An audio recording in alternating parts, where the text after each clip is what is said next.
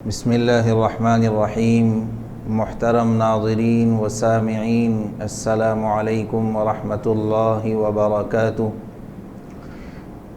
الحمد للہ رب العالمین والصلاة والسلام علی سید الانبیاء والمرسلین وعلی آلہ واصحابہ اجمعین ومن تبعہم بإحسان الی یوم الدین، اما بعد۔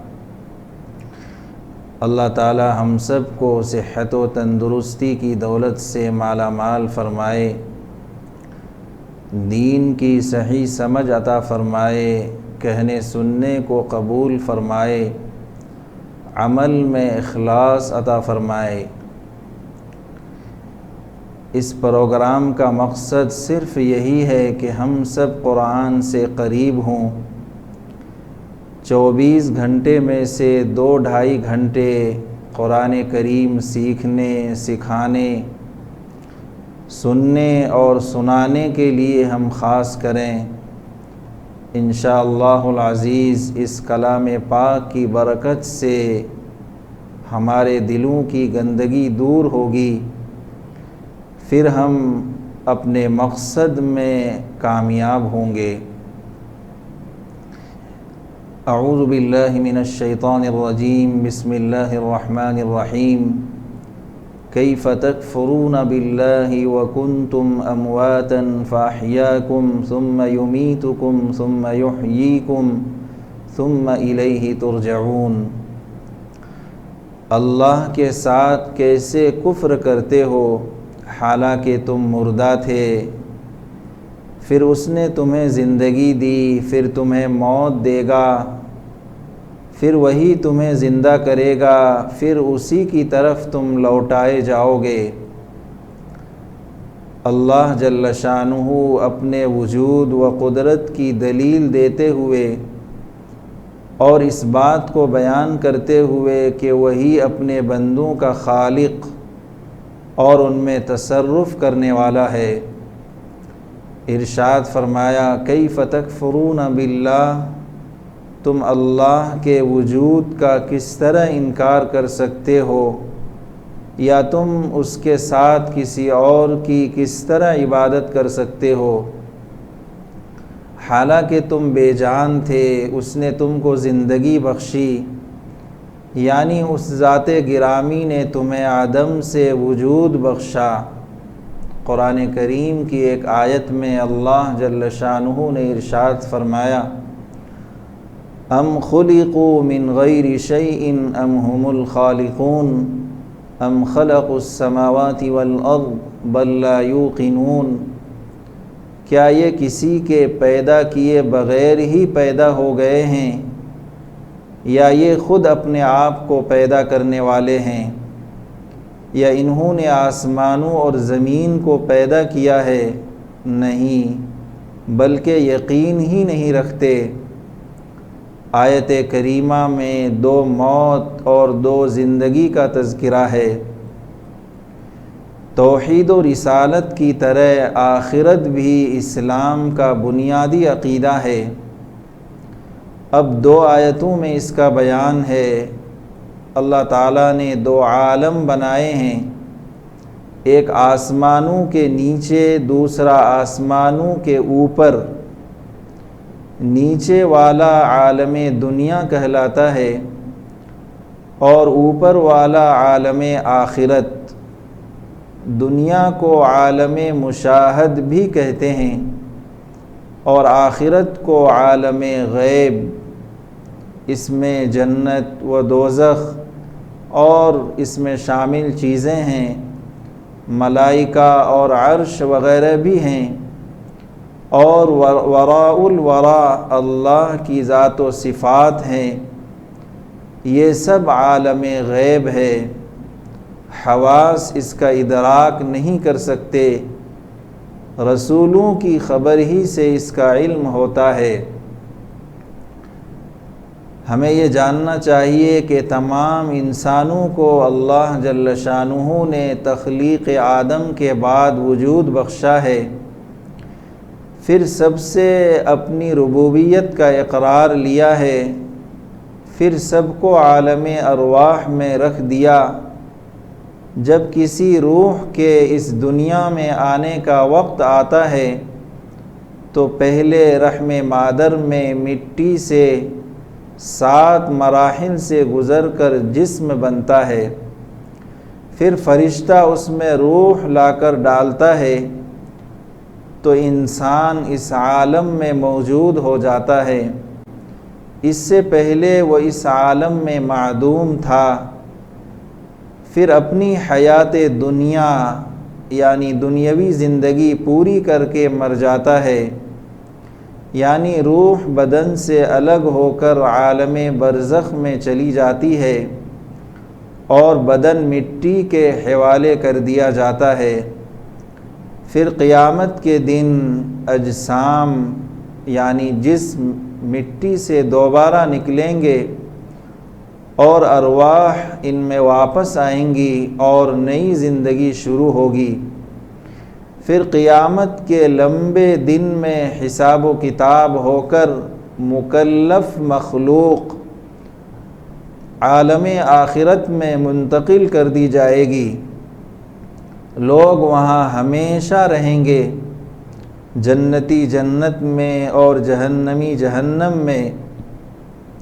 جس اللہ نے یہ سب کچھ کیا اور کرے گا، انسان اس کا کیسے انکار کر رہا ہے؟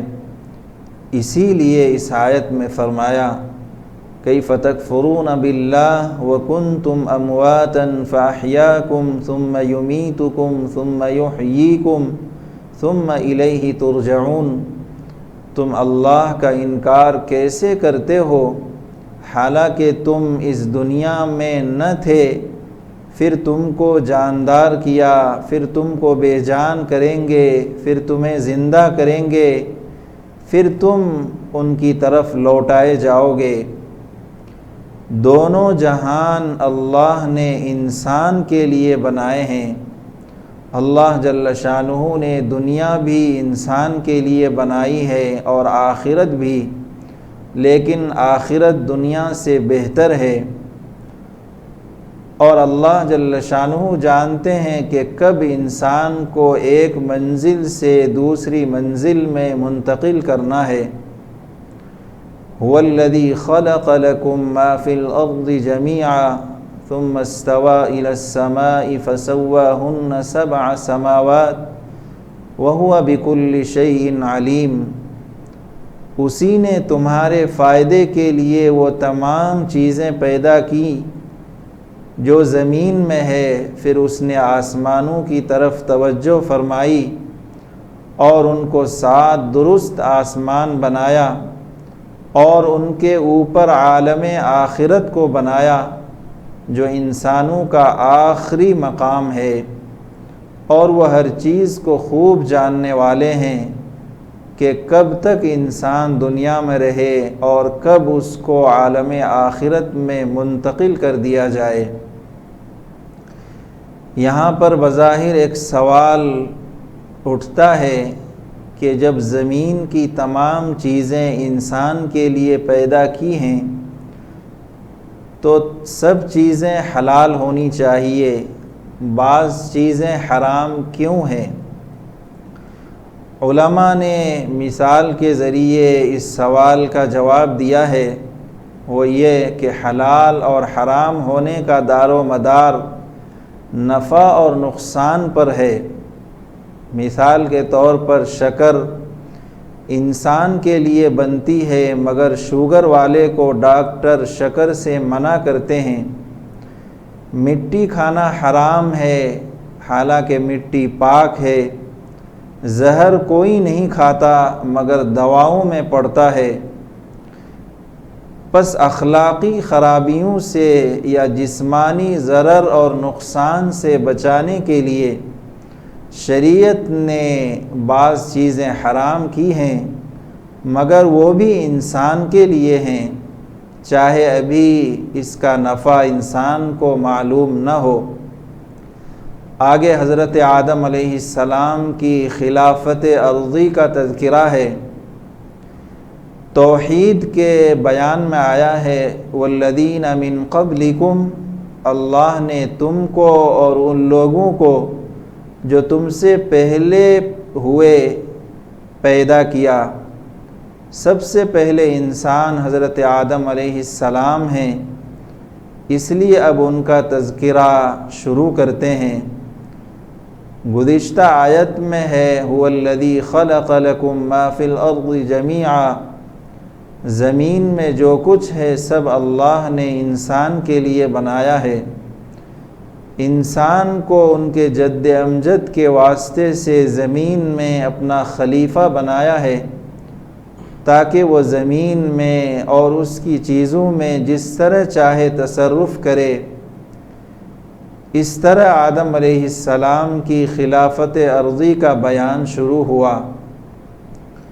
انسان کا وجود زمینی فرشتوں اور جنات کے بعد ہوا ہے۔ جب آسمان و زمین کا کارخانہ بن کر تیار ہوا تو پہلے زمینی فرشتوں کو پیدا کیا، ان کو عناصر سے پیدا کیا گیا ہے، اور آسمانی فرشتوں کو نور سے پیدا فرمایا ہے۔ زمینی فرشتوں نے ہزاروں سال زمین کو آباد کیا اور اب بھی وہ زمین میں موجود ہیں۔ ان فرشتوں کا بکثرت صحیح احادیث میں ذکر آیا ہے۔ مسلم شریف کی روایت ہے، لا يقعد قوم يذكرون الله الا حفتهم الملائکہ، جہاں کچھ لوگ اللہ کا ذکر کرنے بیٹھتے ہیں تو ان کو فرشتے گھیر لیتے ہیں۔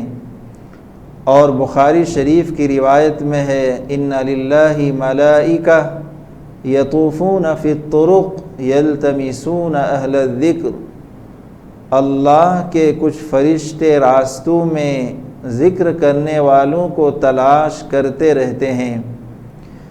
پھر ایک وقت آیا جب اللہ تعالیٰ نے زمین میں جنات کے جد امجد جان کو پیدا کیا، ان کو عناصر کے آمیزہ سے پیدا کیا، یا ان کے خمیرہ میں یا ان کے خمیر میں آگ کا غلبہ تھا، اس لیے وہ ناری مخلوق کہلائے۔ وہ مکلف تھے، ان کو احکام دیے، مگر وہ سرکش ہوئے، زمین کو شر اور فساد سے بھر دیا اور قتل و قتال کا بازار گرم کیا، تو فرشتوں نے ان کو جزیروں میں ڈھکیل دیا۔ جنات بھی ہزاروں سال زمین کو آباد کیے رہے اور اب بھی ہیں، مگر اللہ جل شانہ نے زمین کی تمام چیزیں ان کے لیے نہیں بنائیں، اس لیے ان دونوں کو خلافت کے اعجاز سے سرفراز نہیں کیا گیا۔ آدم علیہ السلام کو زمین کا خلیفہ بنایا اور فرشتوں پر ان کا علمی تفوق ظاہر کیا۔ انسانوں کے جد امجد حضرت آدم علیہ السلام کو پیدا کرنے کا وقت آیا، ان کو خلیفہ بنانا تھا، اس لیے ضروری ہوا کہ ملائکہ اور جنات پر ان کی علمی برتری ثابت کی جائے، اور ملائکہ جنات سے افضل ہیں، اس لیے ان پر تفوق ثابت کرنا کافی تھا۔ چنانچہ اللہ تعالیٰ نے فرشتوں کے سامنے یہ بات رکھی کہ میں زمین میں اپنا ایک نائب بنانے جا رہا ہوں۔ آخر میں یہ بات واضح ہوگی کہ یہ بات آدم علیہ السلام کی علمی برتری ظاہر کرنے کے لیے تھی، ورنہ اللہ تعالیٰ فعال لما یرید ہیں، ان کو کسی کام کے کرنے کے لیے کسی سے مشورے کرنے کی کوئی ضرورت نہیں۔ فرشتوں نے عرض کیا، یہ نئی مخلوق بھی پرانی مخلوق یعنی جنات کی طرح زمین میں فساد اور خون ریزی کرے گی، اور ہم تسبیح و تحمید میں لگے ہوئے ہیں، نئی مخلوق کی کیا ضرورت ہے؟ اللہ تعالیٰ نے فرمایا، جو مصلحت میں جانتا ہوں تم نہیں جانتے۔ فرشتے خاموش ہو گئے۔ پھر اللہ تعالیٰ نے آدم علیہ السلام کو پیدا کیا اور ان کو زمین کی تمام چیزوں کے نام سکھائے۔ یہ سکھانا فطری تھا۔ آدم علیہ السلام نے اپنی خداداد صلاحیت سے تمام چیزوں کو سمجھ لیا، پھر ان چیزوں کو فرشتوں کے سامنے پیش کیا اور فرمایا کہ ان چیزوں کے نام اور کام بتاؤ۔ فرشتے عاجز رہ گئے۔ تب آدم علیہ السلام کو حکم ہوا کہ تم فرشتوں کو بتاؤ۔ آدم علیہ السلام نے بتا دیا۔ تب اللہ تعالیٰ نے فرمایا یہ وہ مصلحت ہے جو میں جانتا ہوں اور تم نہیں جانتے، یعنی نئی مخلوق زمینی چیزوں کو سمجھے گی اور ان کو برتے گی، اور تمہارے دلوں میں ہے کہ ہم عبادت میں بڑھے ہوئے ہیں۔ یہ بات سچی ہے، مگر کمال علمی کا مرتبہ کمال عملی سے بڑھا ہوا ہوتا ہے۔ کمال علمی کے بغیر خلافت کا کام اور دنیا پر حکومت کیسے ممکن ہے؟ اب فرشتے خوب سمجھ گئے کہ اس علم عام کے بغیر کوئی زمین میں کار خلافت نہیں کر سکتا۔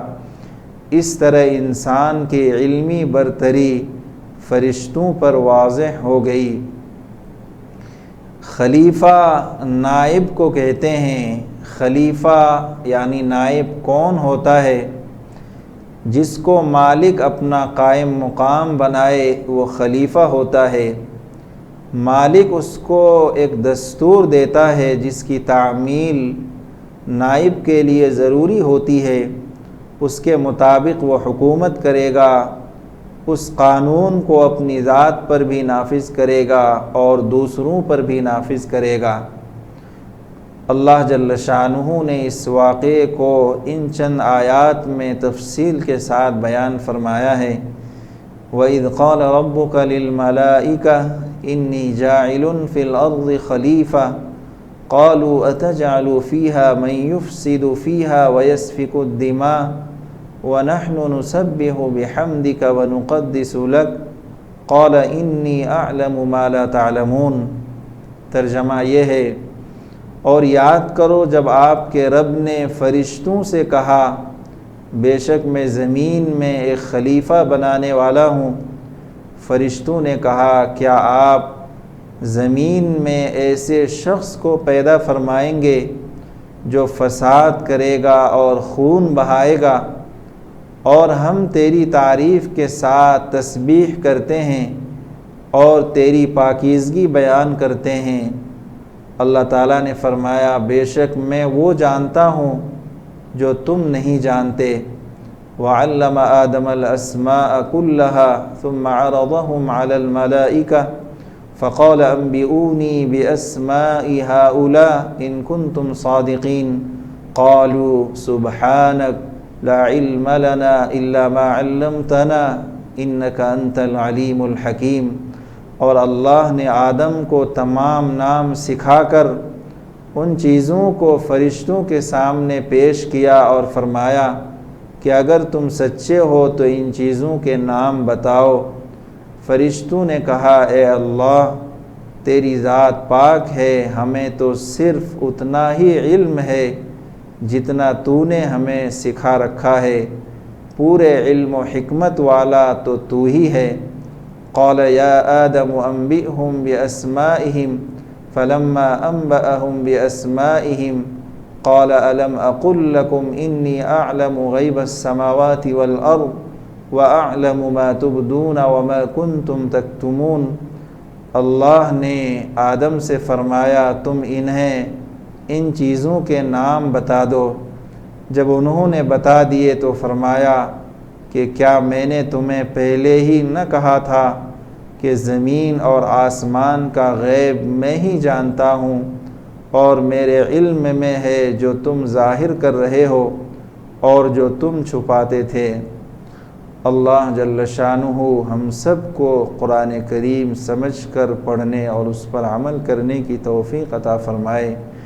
دعا ہے رب العالمین ہم سب کے تمام کبیرہ صغیرہ گناہوں کو معاف فرمائے، قرآن کریم کی صحیح سمجھ عطا فرمائے، دنیا اور آخرت کی ہر بھلائی سے ہم سب کو مالا مال فرمائے، دلوں میں اپنی محبت، اپنے حبیب صلی اللہ علیہ وسلم کی محبت، شریعت مطہرہ کی محبت پیدا فرمائے، کہنے سننے سے زیادہ عمل کی توفیق عطا فرمائے۔ ربنا تقبل منا انك انت السميع العليم وتب علينا انك انت التواب الرحيم، وصلى الله تعالى على خير خلقه محمد وعلى آله واصحابه اجمعين برحمتك يا ارحم الراحمين والحمد لله رب العالمين۔ ہائی ٹیک نیوز کے دینی پروگرام کو پیش کرنے میں تعاون کیا ہے G F group promoters and developers, proprietor Muhammad Abdul Ghani, Hyderabad and Vikarabad. Contact number 9396486622 اور 9652861022۔